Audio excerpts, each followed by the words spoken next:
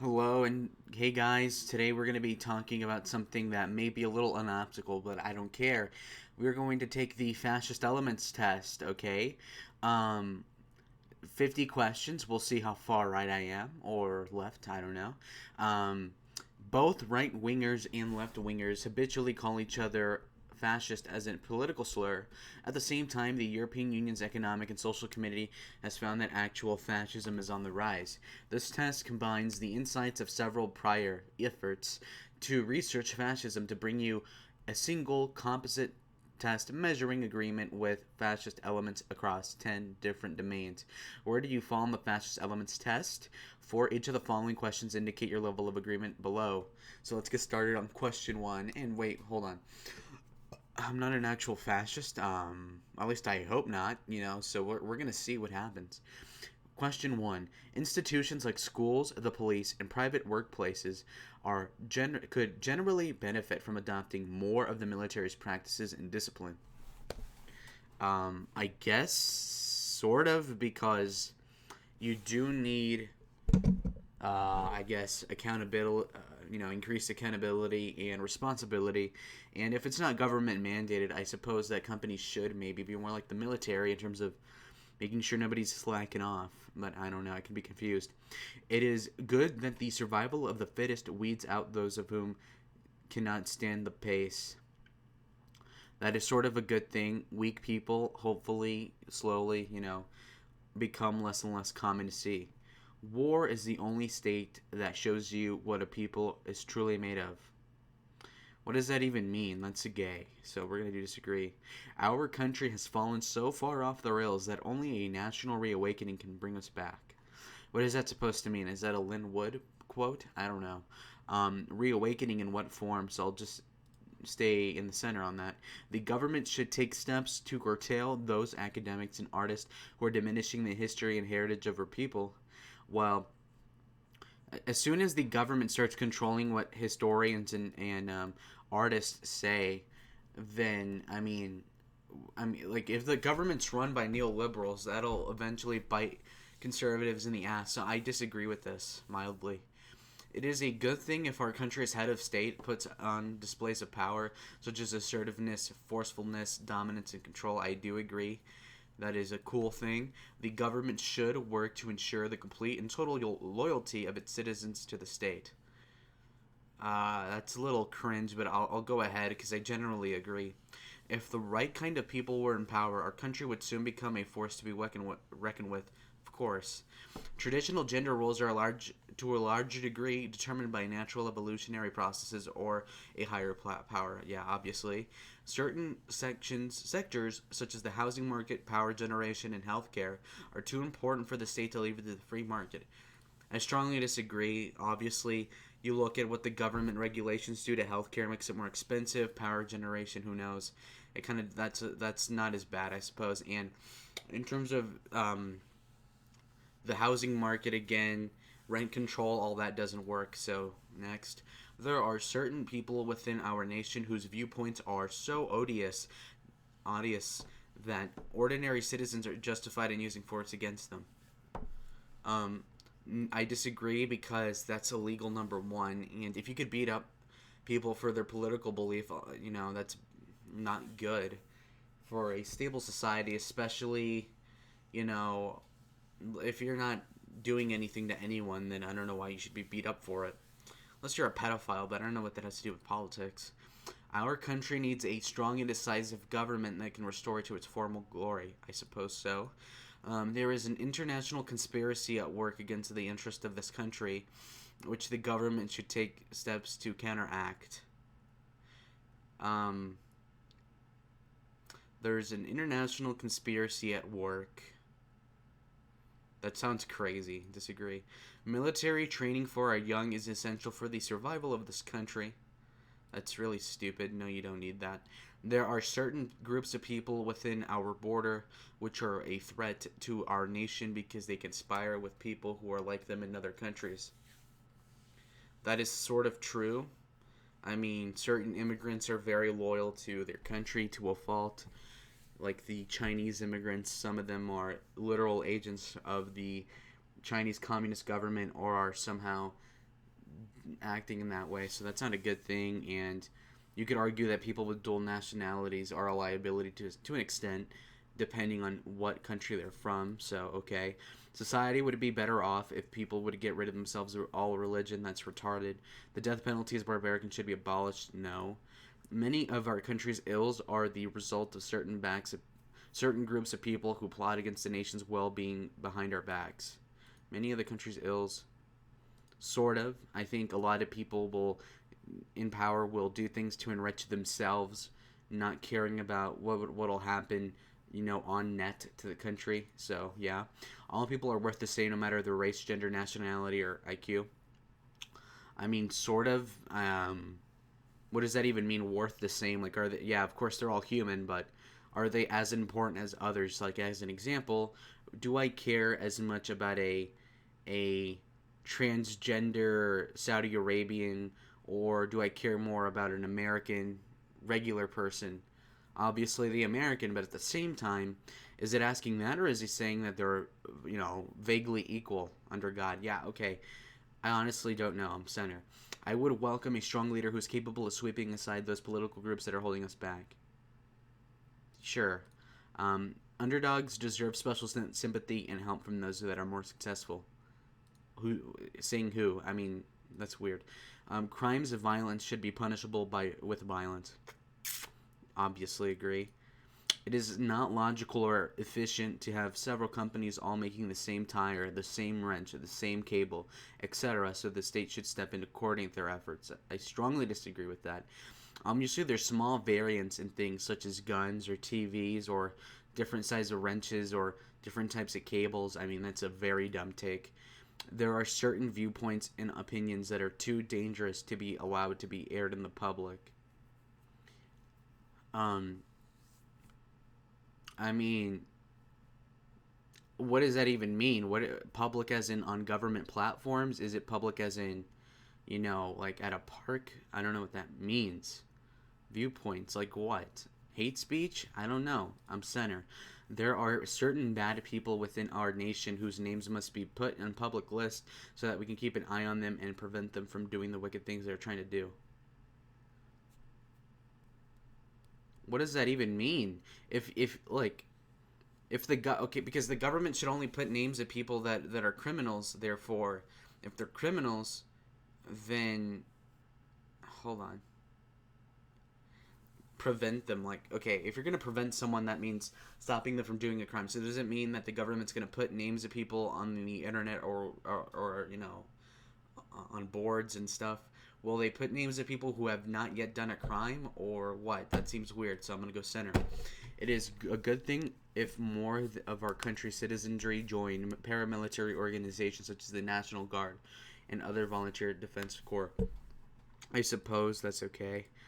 Some viewpoints need to be shut down by any means necessary. I'm torn on this. Obviously, like, I don't know if we should ban communism and stuff, but I don't know. That seems a little radical. I don't know. Society works best when men and women conform to traditional gender roles, obviously, yes. The free market is the most efficient way of organizing the economy known to man. Yes, it is.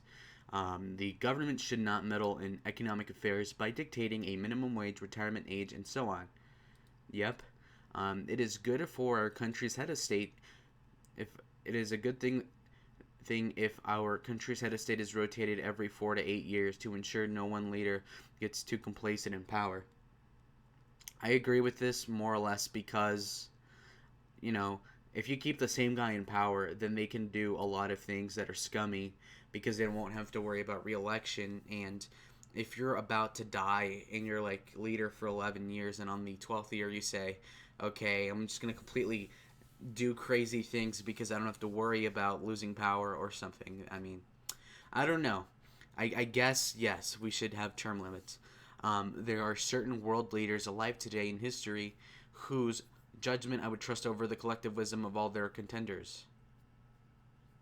Caesar, Napoleon, Putin.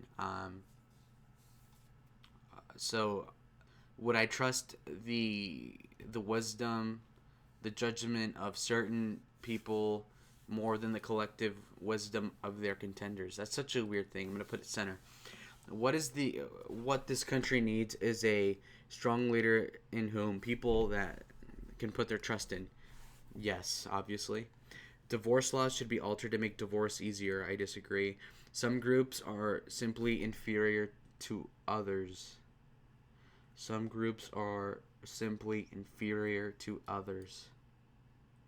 What does that even mean? I'll put center. Our country has become a laughing stock for the world because we have forgotten who we are. Sort of. Our country exists for the benefit of its own people and not for the benefit of the world. Yeah, obviously. The maintenance of internal order in the nation is more important than ensuring freedom for all. I guess. I guess. Order. Well, without order, you can't have freedom, right? Isn't that the quote? I don't know. Production and trade should be largely be free from government interference. Yes. The political challenges facing our country today are so serious that they can no longer be solved by using traditional method of politics. Obviously not true. There's so much fake news out there that the media should be subjected to increased government oversight.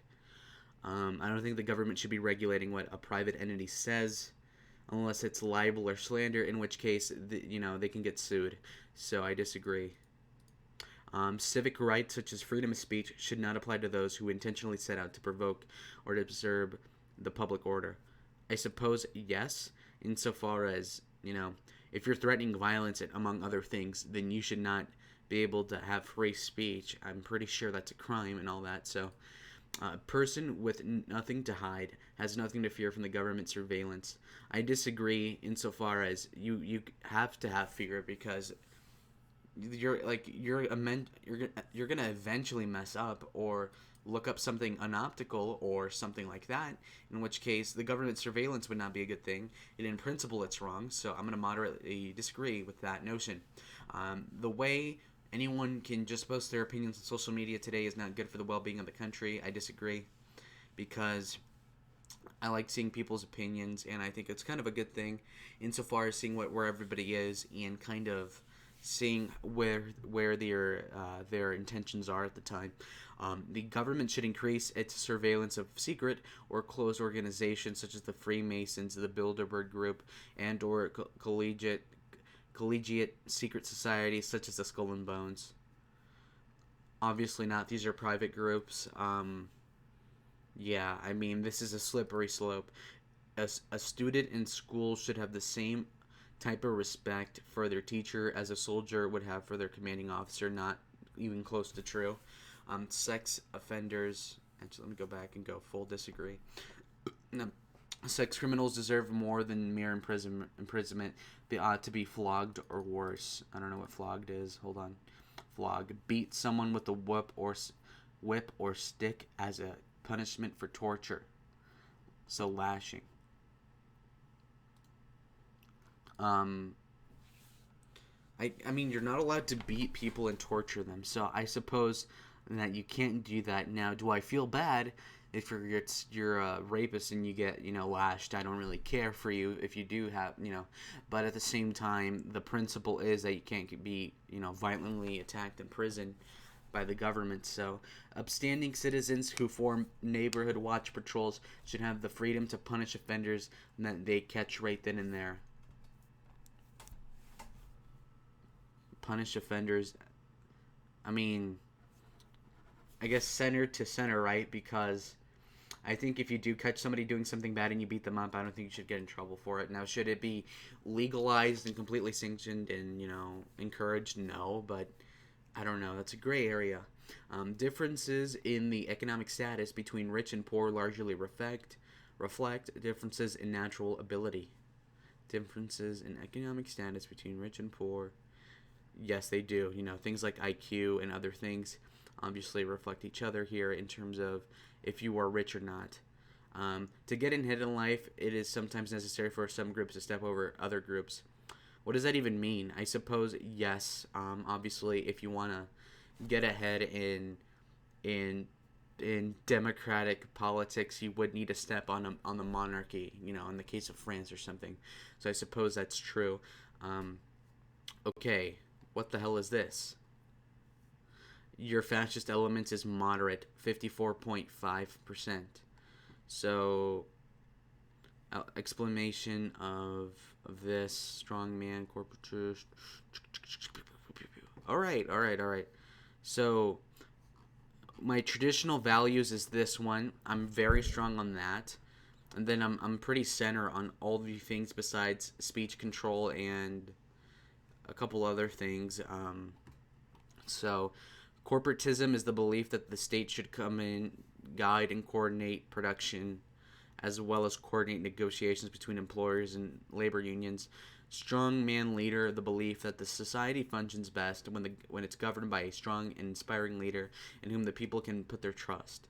Militarism, the belief that military mode of organization should be extended into other areas of society, such as schools, police, politics, in the workplace.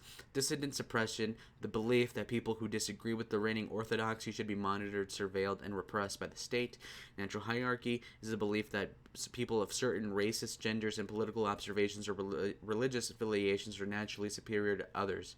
Press and speech control, the belief that certain ideas and standpoints are so odious that the state is justified in taking strict measures to hinder their propagation in thought and speech.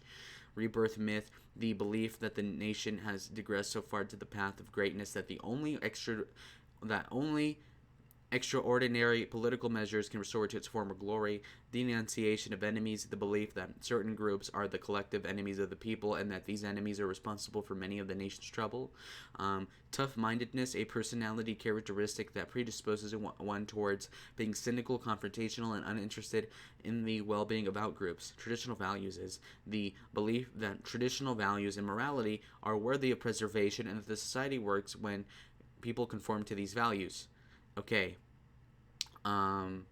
So I mean, am I surprised by the results? Not really. I'm slightly more authoritarian than I'm not. Apparently, I'm a moderate in terms of these fascistic principles or whatever subgroups. So I mean, I'm slightly more authoritarian than I'm not. I guess what is that? Is that what it means? But yeah, I'm mostly more fascist, so-called authoritarian on traditional values. Obviously, gay marriage is wrong. Transgenders are gross. Queers are, cringe. And yeah, so my main fascistic so-called or traditional bent is towards traditional values, which I suspected. So am I a fascist? Still probably no. I'm a moderate. I'm a moderate, guys. I'm a moderate. So thank you for watching. I suppose this is it. So subscribe. Get me to 1,000 subs before the inauguration of the next president. And goodbye.